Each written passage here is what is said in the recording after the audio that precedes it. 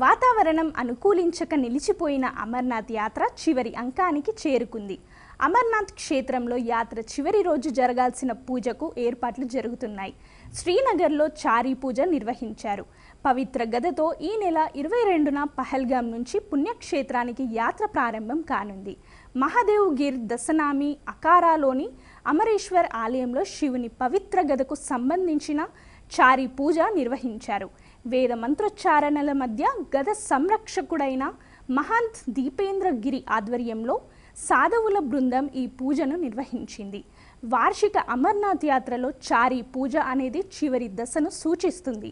శ్రీనగర్లో పూజలు జరిపిన తర్వాత శ్రావణ పౌర్ణమి నాడు తిథి ప్రార్థనల కోసం ఈ పవిత్ర గదను అమర్నాథ్ గుహాలయానికి తీసుకెళ్తారు.